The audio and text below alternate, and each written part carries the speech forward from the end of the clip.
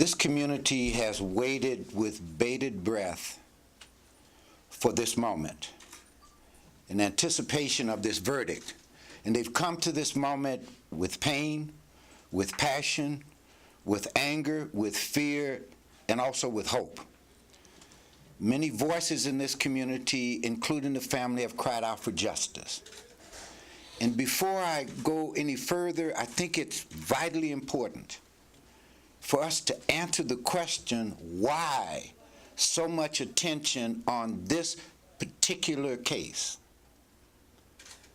The tragic reality of America and our community and our region and our state is that this is not the first young African-American male that's lost his life in this kind of tragedy. So why this moment? And I want to try to answer that. First of all, it's important for all of us to remember that many people have died here and around the country, but at the end of the day, they end up being 30 or 60-second television sound bites, or they become a statistic in a newspaper. But because of the reality of modern technology, the cell phone and video cameras, the image of this young man tragically losing his life was communicated to millions of people around our community, around our region, our state, our nation, and even around the world. And these images were repeated many, many times over. So millions of human beings had a visceral and human reaction as individuals to this moment. Many of them made up their minds based upon what they saw. So individuals reacted to this with the advent of modern technology. So it couldn't be written off as a 30-second soundbite. Couldn't be written off as simply a statistic in a newspaper, a number, a real person losing their lives. Secondly, the community responded, and appropriately so. Anytime a public servant takes the life of a human being, they do that in name of community. And community, therefore, has the right and the responsibility to raise the appropriate questions, to ask, what is being done here? What is the justification? Again, people saw images, made up their minds. Thirdly, the young people in our community, many of them, if you talk with them, have said, there but for the grace of God go I. So many young people, this generation of young people identified with this young man. Could have been me. My reaction, my experiences have led me to believe this could have been me. So you had the third element here of generation, identification with this young man. Fourthly, the national election of President Barack Obama notwithstanding, racism is still a reality in America. And racial issues are still there and have not finally been resolved. And as one who comes from the 60s, one of the tragic things that breaks my heart is that young people who now could be my grandchildren are still raising the same issues that we thought we had wrestled to the ground 60 years ago.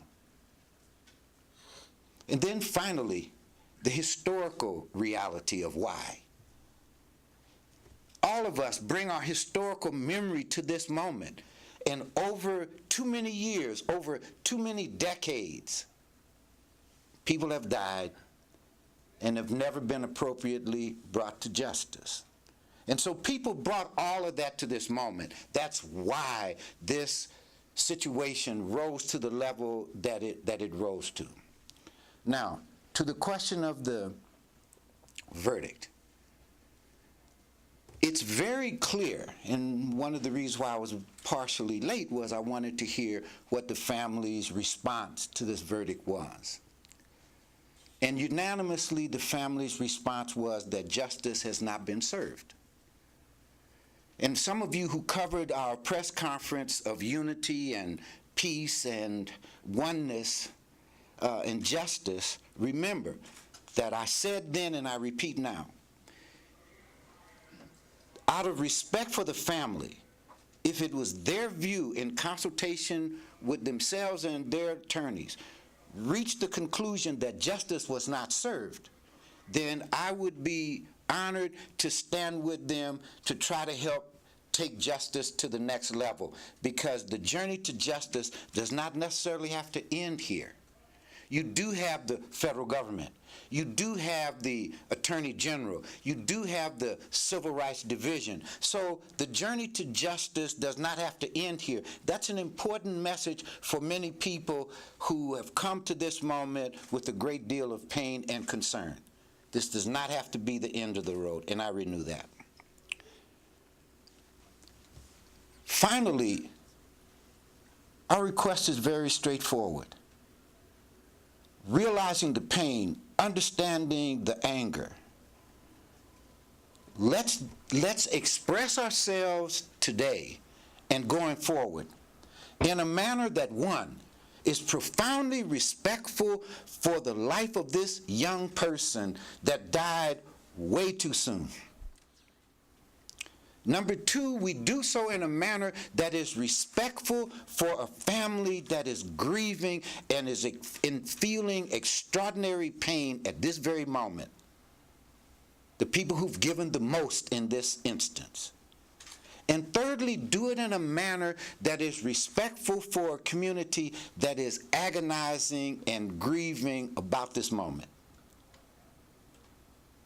And finally, let's do it in a manner that some kind of way, even in this pain, even in this anger, even in this passion, find a way to seek the best in ourselves, to rise to the highest in ourselves, and show this nation that Oakland can respond to adversity in a manner that reflects the greatest in the human spirit. You know, there's one much brighter than this person once said that the measure of your character is measured not when everything is going well. You measure one's character when all hell is breaking loose. And at this moment, I know that people feel pain, but my hope is that we will find the greatness in ourselves and respond in a manner that is peaceful and that is respectful.